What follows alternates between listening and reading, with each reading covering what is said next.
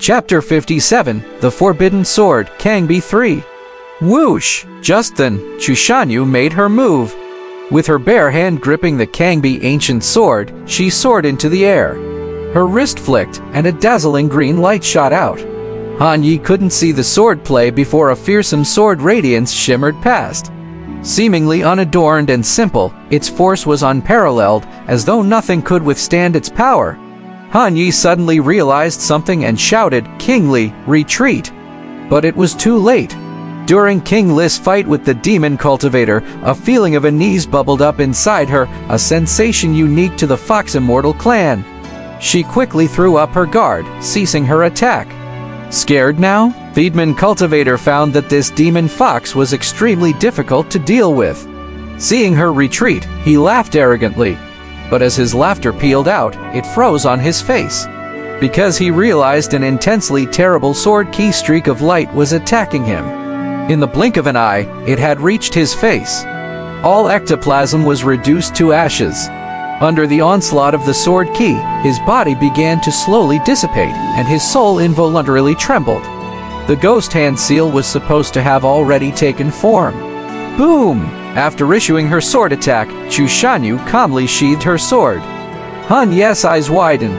That sword had just whizzed past him, sending gusts of wind to whip up his hair, a power that was truly difficult to describe.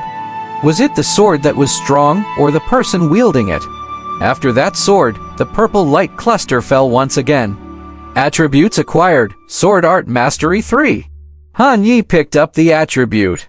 Looking at the deep pit in the alley, traces of the demon cultivator who had been vaporized into a mist of blood by sword key were all gone. He turned to Chushanyu and asked, "What is this move called? There's no name." Chushanyu said calmly, "Then what's the sword's name?" "Forbidden Sword, Cangbi." With the death of the black-robed demon cultivator, the soul-suppressing banner fell to the ground and the surrounding ectoplasm dissipated into non-existence. Han Yi simply stepped forward, picked up the soul-suppressing banner, and upon doing so, felt an eerie chill through his fingers and an unknown sensation in his heart. This had to be the demon cultivator's magic treasure, an object of nefarious nature. Han Yi saw the ancient characters inscribed on the banner and immediately identified it as the soul-suppressing banner. Again, he turned over the soil on the ground, and amid the filthy blood, he dug out a sparkling object. It was the demon cultivator's storage ring. Han Yi's face lit up with joy. This was a great find. If he could snatch up some spirit stones or the like, wouldn't he have hit the jackpot? But then he discovered that he seemed to be unable to open the storage ring just yet and thought to ask for help back at the sect. "Young master, this banner is a soul-nurturing device," Tushin Kingly piped up to say. Han Yi frowned at her words. "Are you suggesting to nurture a spirit inside it?" "I'm afraid there are many resentful spirits and ghouls within it already. I don't mind. They're not a match for me. Besides, with the demon cultivator's death and lack of nourishment from his magic power, the ghostly spirits inside won't last long in there. If left in there, they would only starve to death." Chushanyu looked at the fox on Han Yi's shoulder and, struck by the exchange between them, asked, "Is this white fox raised by you?" Turning around, Han Yi admitted, "Something like that." Chushanyu took a clear look at them and then spoke evenly, "I see you're always hiding her. You've been so good to her, is it possible that you—" "No way! You're overthinking." Han Yi, speechless, dodged her gaze and flatly denied it. "Why do you act so sneaky?"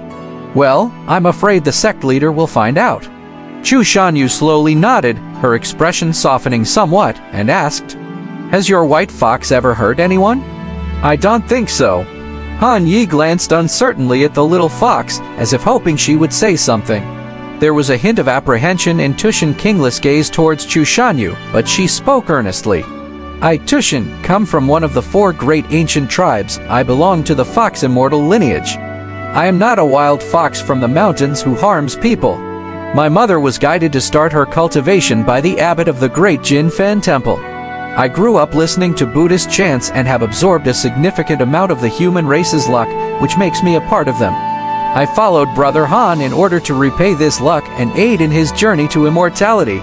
Chu Shanyu said calmly, "If that's the case, you can petition the Dragon Sparrow sect for title and live openly within the sect." Petition for title? Hanya was taken aback. This was the first time he had heard of such a thing. Chu Shanyu patiently explained, asking for a title does not mean conferring status on a demon. It's a qualification given by the sect to virtuous demons to allow them to live among humans. Even the human world's kingdom must recognize and accept the ordainment from the sect. This is equivalent to having official citizenship recognized by the sect. If you want to bring her openly into the sect, the only way is to ask for a title for her. The right to confer a title is held only by sects above the blessed land level. The Dragon Sparrow sect has this privilege, but before that, you need to be approved by the main Peaks elders. If she is granted a title in the future, you will be the one to shoulder the responsibility. If anything were to go astray, capital punishment would be the first consideration. I understand. Han Yi nodded, gaining a preliminary understanding of petitioning for a title. Unfortunately, we cannot afford to stay here any longer. Chu Shanyu looks regretfully at the faintly bright Zuan Chang. She had set out merely to have some fun, only to run into this kind of situation. The appearance of a demon cultivator in the town is suspicious. It must be reported to the sect.